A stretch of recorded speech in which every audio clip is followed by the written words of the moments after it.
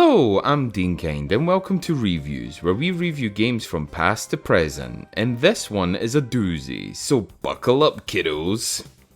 The game we're reviewing today is Shapeshifter for the TurboGrafx CD, developed by Icom Simulations and published by Turbo Technologies in 1992. This is an action platformer that is ambitious in some ways, but slips up in a lot of others. Let me explain. You play as Lycos, and your mission is to save Krillian from a never-ending nightmare that will never awaken. I know, it sounds crazy, but that's what the narrator says. Listen, it even has a dramatic echo. There is a single light in the darkness.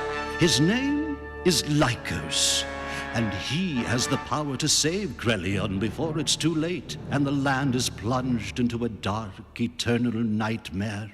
Never to awaken. Never to awaken, to awaken, to awaken. That's the best, coolest, worst echo effect ever. Shapeshifter is fully voice acted, and for 1992 that's pretty damn impressive.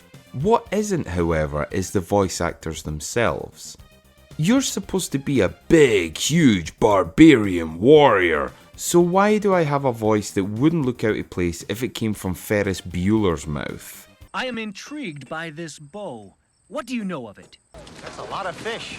But that's the least of its problems. As mentioned, it's a platformer, which means there's a lot of jumping, and since this was released in 1992, there is now a standard set firmly in place by Super Mario and Sonic. So yeah, it will be compared. The jumps are awkward. Once you've jumped, you continue in that trajectory until you physically turn the other way to stop your momentum dead in its tracks. And there's this weird mechanic that if you land on the edge, you slip off. Man, that's frustrating. Here's a montage of me slipping.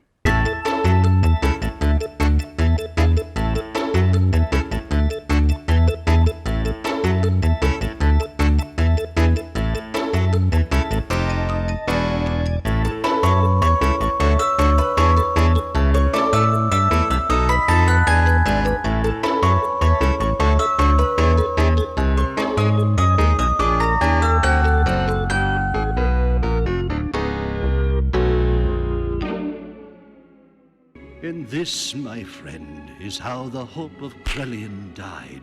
As you can see, the damage you take from enemies is quite minimal, but if you slip into a pit of spikes, it's instant death. So you can probably guess where I lost most of my lives. If your health does go pretty low, you can wait until the moon strikes midnight and be fully restored, or go to the shop and have the shopkeeper heal you up. Okay, the lightning thing is pretty badass. I love it.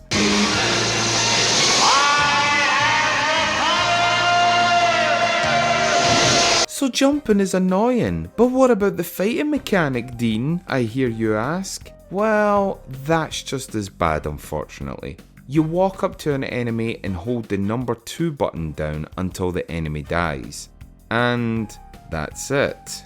Some of the bosses are laughably easy. I mean, just look at the first 2 bosses and how I killed them.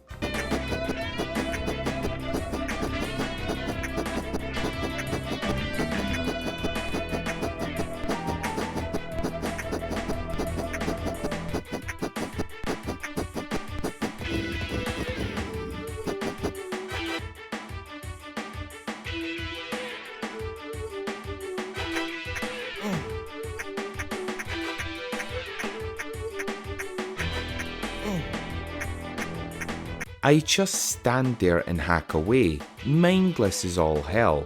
Now, I wasn't expecting Demon Souls style combat system in place here, but this is just nonsense. I could honestly beat these guys by bashing my head off the wall and tattooing my eyeballs at the same time, and still beat these clowns. Man, it's like beating up crippled homeless people with a mace and... Oh, you do that. Well, damn, that's pretty brutal. I mean, I kinda like it actually. You can't say this game isn't equal to everyone in its brutality. I do like the premise of the game, however. I love the thought of collecting these beasts and ploughing through the game, like an updated altered beast, but it really does fail in a lot of aspects. I only managed to get the panther because the next area had a lot of damn jumps and I kept slipping off the edge. I died in this area way too many times. And honestly, after 2 game overs, which consists of 9 lives, I didn't care anymore, which is very unlike me. Even bad games, I tend to try my hardest, but this one was just too much.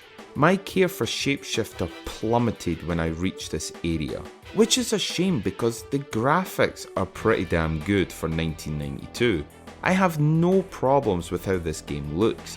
The bosses are cool looking and quite big and intimidating, even if they are an easy battle.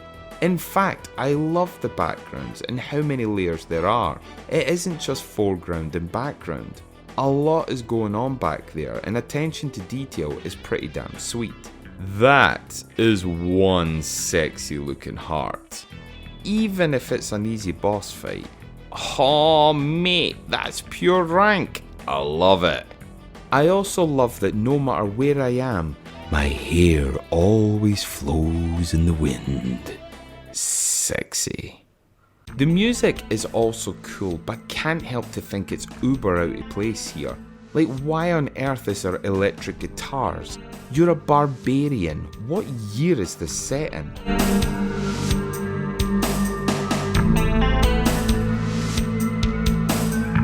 Now, for anyone who's seen the Dungeon Explorer review, you will notice that this is also set in the past and has electric guitars with awesome drums.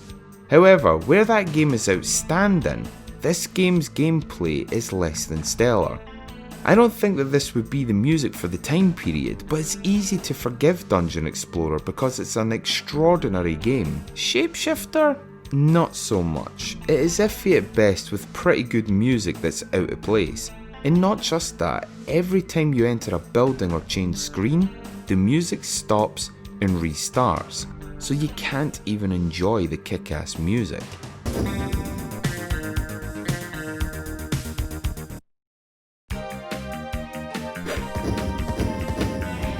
It just makes me feel something is amiss here. I could just say the game isn't great and we all move on, but honestly it makes me feel something went wrong here. Because saying this game isn't great would also say that the music, the art and the story all fall into that category, which they don't. The artists behind this clearly have talent, but the gameplay didn't match the vision. Again, I like the premise, the story is simple and classic, which I prefer. You're the chosen one. Save the world. You're a badass barbarian.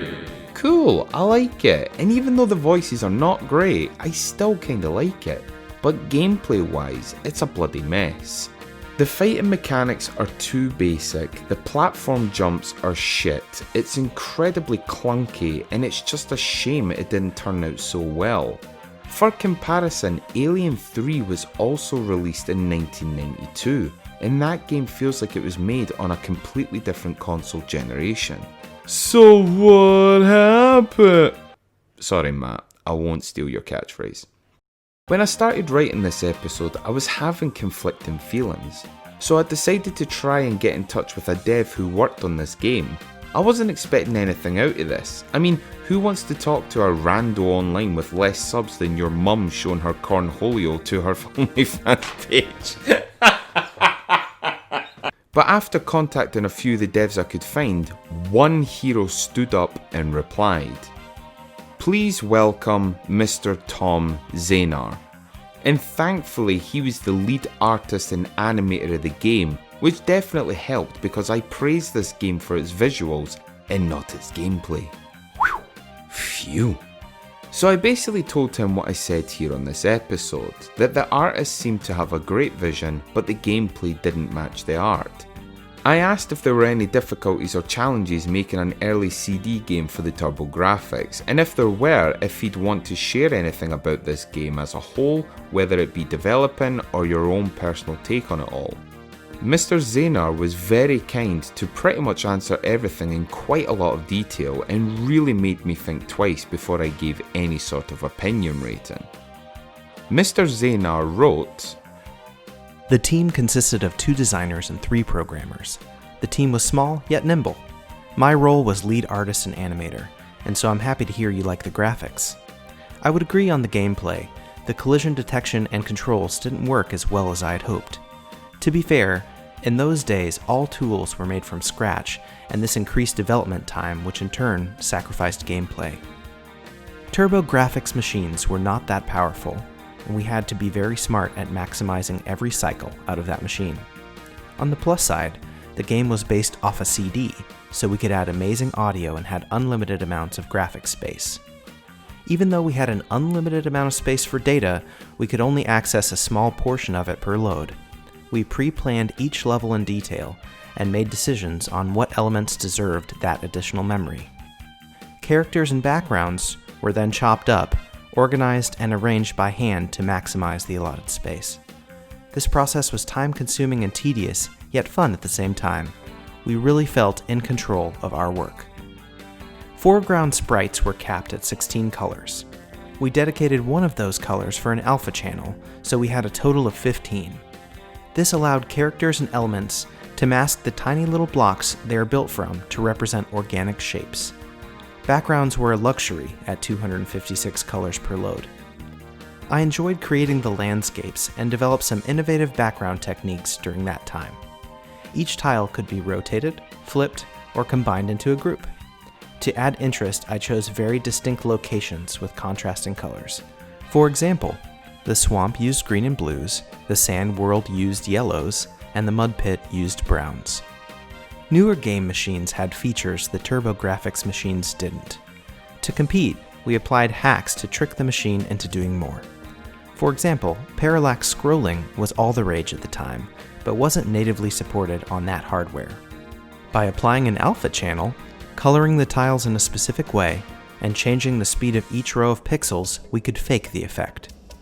Those were the wild, wild west days in game development, and one of my favorite times in my career. I can't emphasize enough all the crazy tricks we had to come up with to make the most of that hardware. Well, damn, thanks for that. You have no idea how much I appreciate you sharing all of this with us. Once again, thank you to Mr. Zehner for helping a brother out. I'd have never mentioned or even thought about the limitations of the console being able to pull certain amount of assets from the CD, as I just thought, oh, it's a CD, they must be able to cram so much data onto this, so how come it's not that great? But then Tom opens my eyes to, well yeah, it's a CD, but we can only extract little portions from the disc at a time because of the hardware limitations, and even had to hack and manipulate things to make it work the way it did. Which really does make me think twice before saying, Oh, this game sucks! Which leaves me with the difficult task of rating this game. It's definitely a curious game, maybe further on it becomes better, but those platform parts killing me over and over again subdued even the slightest interest I had for this game to pursue any further. Which is a shame because I do love me some old school barbarian games. That's why I think I'm going to give this a 4 out of 10. I wish I could give it more simply because of Mr. Zehner and the artist's hard work on show here, but I'd be lying to myself if I gave it any more. The graphics are great, the music is cool, the story is basic and simple, which is awesome. But damn, that gameplay just kills what could have been a steroided version of Altered Beast. But until next time, be good to each other and have a nice day. Thanks for watching, guys.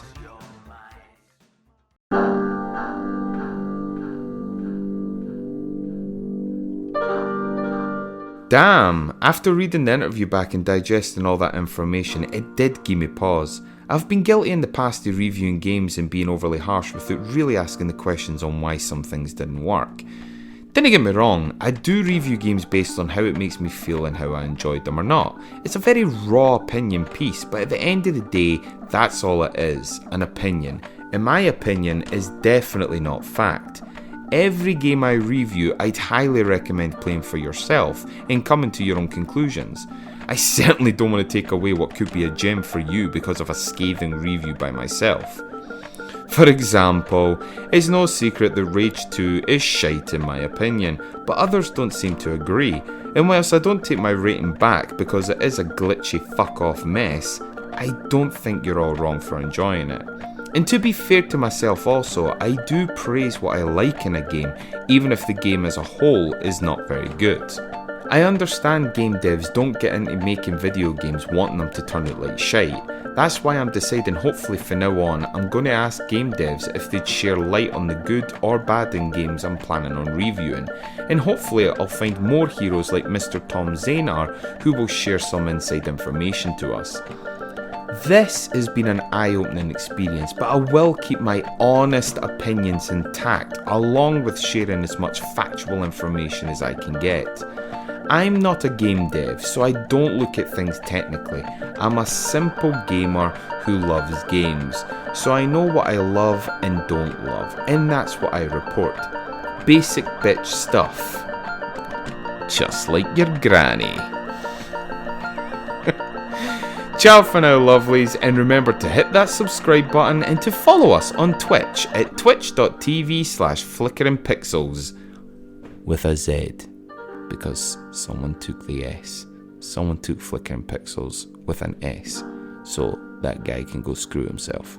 And get your arses over to our Discord for some secret streams that might be too edgy for YouTube or Twitch to broadcast. Ooh, sexy stuff.